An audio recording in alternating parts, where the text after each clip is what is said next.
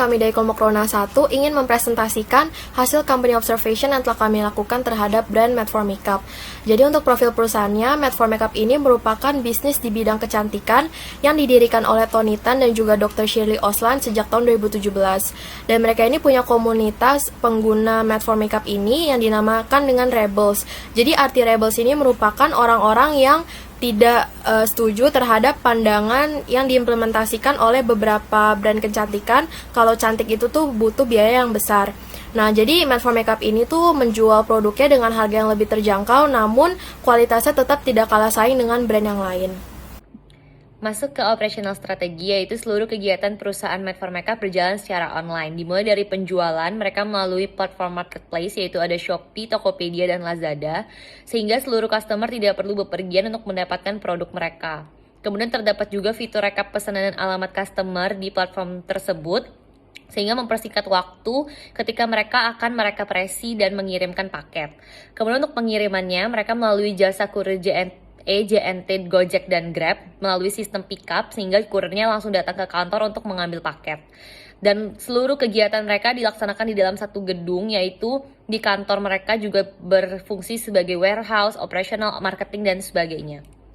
Kemudian untuk produk mereka tidak memiliki pabrik sehingga mereka masih produknya berasal dari Maklon, yaitu ketika dari Maklon dikirimkan ke kantor mereka itu semua produknya udah di dalam kotak-kotak kecil seperti di gambar. Kemudian untuk menambah kepuasan konsumen ketika menerima paket dari Made for Makeup, mereka menambah unboxing experience, yaitu salah satu strategi operasional mereka juga menyisipkan extra gift seperti permen atau stiker. Kemudian kotak-kotak kecilnya juga dilapisi lagi dengan kertas seperti yang ada di gambar dan juga dilapisi lagi dengan box yang lebih besar supaya terjamin keamanannya saat pengiriman.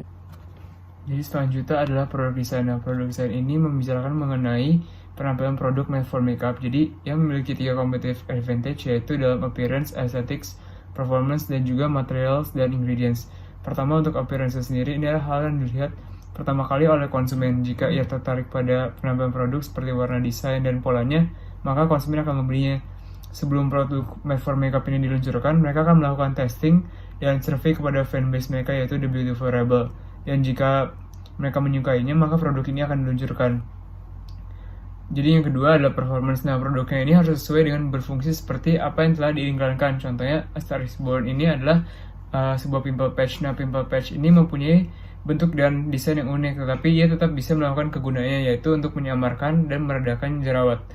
Lalu yang ketiga ini adalah material dan ingredients. Jadi pemilihan material dan ingredients ini dapat meningkatkan value dari produk mereka jika dipilih dengan tepat. Nah, Made for Makeup ini memilih material yang kelihatannya premium dan juga mempunyai durabilitas yang tinggi.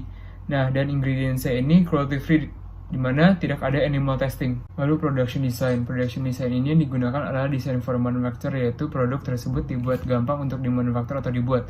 Nah, design for manufacture ini memiliki keunggulan, yaitu proses produksinya tidak memakan waktu yang lama dan lead time-nya bakal lebih cepat dan juga cost-nya lebih murah daripada proses produksi yang barang yang rumit. Dan dengan keunggulan tersebut, Made for Makeup ini dapat meningkatkan competitive advantage dibandingkan kompetitor-kompetitornya. Nah, selanjutnya adalah service design dari Made for Makeup. Yang pertama itu adalah referral program yang merupakan bentuk kerjasama dengan pihak Shopee.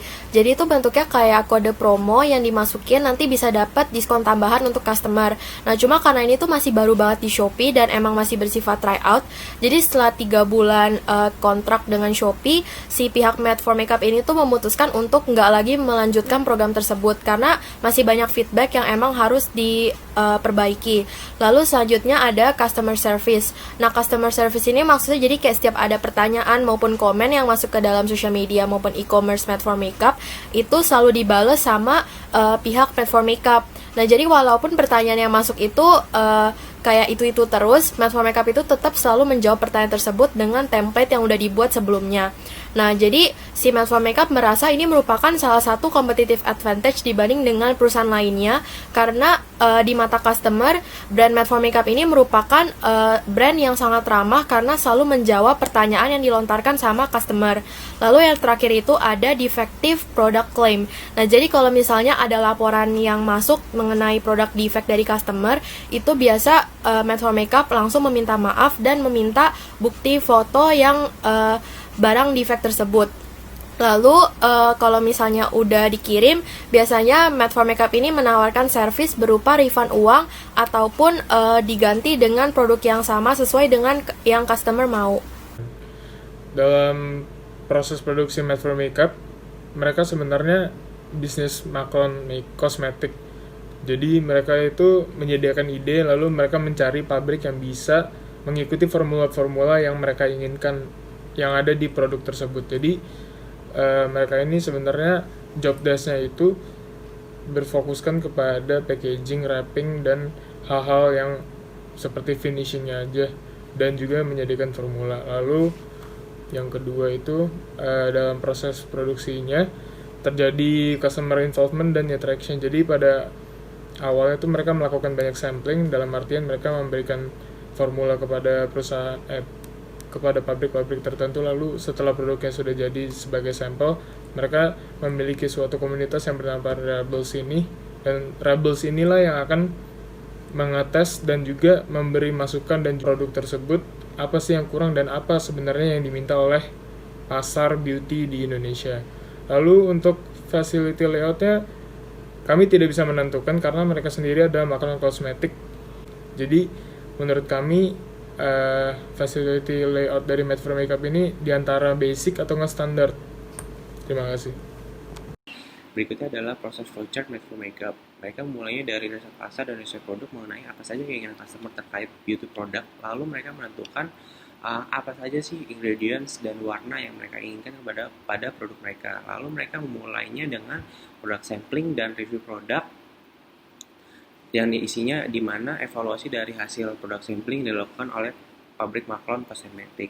Lalu mereka memberikan feedback kepada pabrik maklon yang akan dilanjutkan kepada produksi massal produk itu sendiri. Lalu setelah produknya jadi, mereka akan meregistrasikan kepada BPOM yang menghabiskan waktu kurang lebih 2 bulan lamanya. Di situ mereka juga memulai mengkampanyekan dan mempromosikan produk mereka kepada pasar dengan media sosial mereka dan rekanan media mereka.